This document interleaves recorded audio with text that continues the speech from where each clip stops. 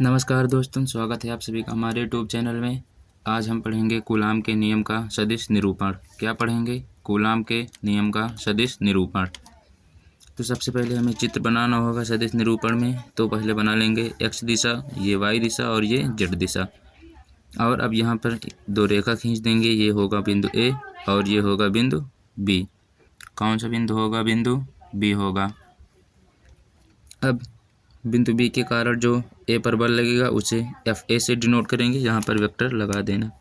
क्या? वेक्टर। तो बिंदु बी के कारण ए पर बल लगेगा तो एफ ए बी, और बिंदु ए के कारण बी पर बल लगेगा तो बिंदु ए के कारण बिंदु बी पर लगेगा तो एफ बी ए। और ये का आवेश एक होगा Q1 और ये होगा Q2। ये इसके बीच की दूरी होगी वेक्टर R2, इसके बीच की दूरी होगी वेक्टर R1। अब यहाँ से देखते हैं इसके बीच की दूरी ए और बी, वेक्टर ए बी के बीच की दूरी, ये ए है और ये बी।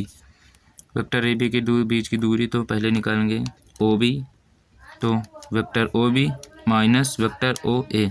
इससे वेक्टर ओ बी से वेक्टर ओ ए को घटाएंगे तो वेक्टर ए बी के बीच की दूरी निकल आएगी।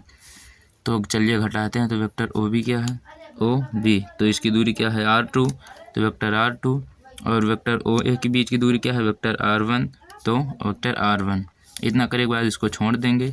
अब वेक्टर बी ए की दूरी निकालेंगे। क्या? वेक्टर बी ए की दूरी निकालेंगे, यहाँ से इधर की दूरी।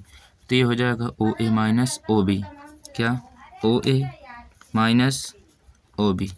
ए बी था तो ओ बी माइनस ओ ए, और वेक्टर बी उल्टा है तो ये फंक्शन चेंज हो जाएगा। इधर वाला इधर आ जाएगा और इधर वाला इधर, फंक्शन चेंज हो जाएगा। तो वेक्टर बी ए निकालेंगे तो vector O A minus vector O B. तो वेक्टर ओ ए के बीच की दूरी वेक्टर R1 है और वेक्टर ओ बी के बीच दूरी वेक्टर R2 है। माइनस घटा देंगे।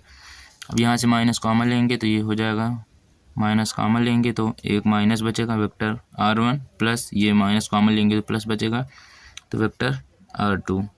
सॉरी, यहाँ पर वेक्टर लगा लेना।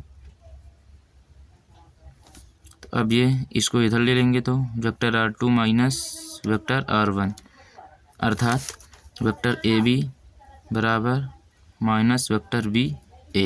ये देखिए vector A B R2 minus R1 है तो ये ए बी, और ये भी R2 माइनस R1 है तो बी ए। तो बी ए यहाँ माइनस लगा है तो यहाँ पर माइनस लगा देंगे। तो वेक्टर ए बी बराबर वेक्टर बी ए, और ये माइनस का होगा क्योंकि ये माइनस का है। चलिए अब आगे चलते हैं। माना दो बिंदु आवेश Q1, Q2 क्रमशः बिंदु ए व बी पर स्थित हैं। तो ये दो बिंदु आवेश हैं जो Q1 है और Q2, और क्रमशः बिंदु ए व बी पर स्थित है। तो ये बिंदु ए है तो Q1 ए पर स्थित है और Q2 बी पर स्थित है। जो कि मूल बिंदु से स्थित सदिश, ये मूल बिंदु है, यहाँ से स्थित सदिश वेक्टर R1 और वेक्टर R2 दूरी पर स्थित है। तो ये वेक्टर R1 दूरी पर स्थित है और ये वेक्टर R2 दूरी पर स्थित है। इतना करने के बाद इसको आप लोगों को यहाँ पर ही लिखना होगा, यहाँ पर इसके नीचे लिख लेना। अगर मॉड लगा है और वेक्टर ए बी है तो ये भी प्लस में रहेगा, मॉड ऑफ वेक्टर बी ए। और मॉड नहीं लगा है तो ये ए बी बराबर माइनस बी ए, ऊपर कैप लगेगा। और अगर वेक्टर ए बी है तो वह बराबर माइनस बी ए। अगर मॉड लगा है तो दोनों प्लस में रहेंगे। इतना याद रखना है आप सभी को बस। चलिए आगे चलते हैं। तो चलो अब आगे देखेंगे कूलाम के नियम से। किसके नियम से? कूलाम के नियम से बिंदु ए पर बल। बिंदु ए पर बल तो वेक्टर एफ ए बी बराबर 1/4 pi epsilon naught Q1 Q2 बटा A B square A B. ये लगाना जरूरी है क्योंकि यहाँ वेक्टर रहेगा तो ये लगाना ज़रूरी है। ठीक है, इसको आप लोग याद करना ही पड़ेगा।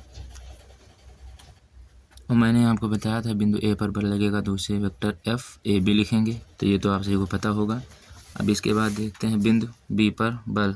किस पर? बिंदु बी पर बल तो वेक्टर एफ बी ए हो जाएगा बराबर 1/4 pi epsilon naught Q1 Q2 बटा vector B A square into B ए।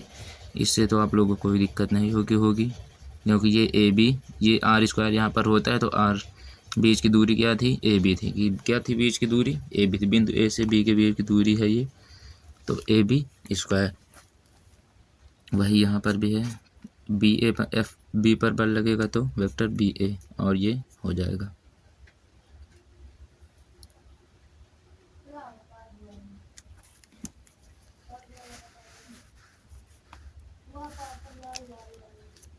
चलिए अब देखिए, वेक्टर एफ बी बराबर 1/4 pi epsilon naught Q1 Q2 बटे वेक्टर बी ए स्क्वायर। ये आर स्क्वायर की जगह पर बी ए रखा गया है, क्यों आइए बताते हैं। ये देखिए, बिंदु बी पर बल एफ बी ए लगा है, तो ये बी से ए के बीच की दूरी ए आर है, तो इसी कारण इसको बी ए लिखा गया है।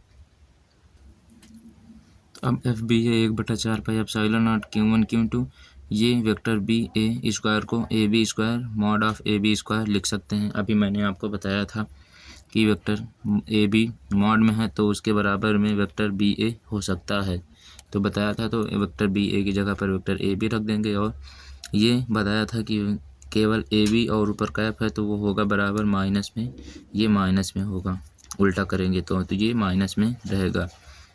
ठीक है, आइए दिखा देते हैं। ये देखिए, मैंने बताया था ना, अगर मॉड में है तो प्लस में रहेगा और ऊपर कैप लगा है तो माइनस में रहेगा। तो यही चीज़ यहाँ पर चेंज हुआ है, दोनों बराबर थे तो ये माइनस का ए बी कैप हो जाएगा।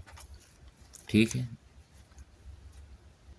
चलो अब आगे चलते हैं। समीकरण 1 को समीकरण 2 से भाग करने पर समीकरण हमारा एक क्या था, वेक्टर एफ ए बी, और समीकरण 2 क्या था, वेक्टर एफ बी ए।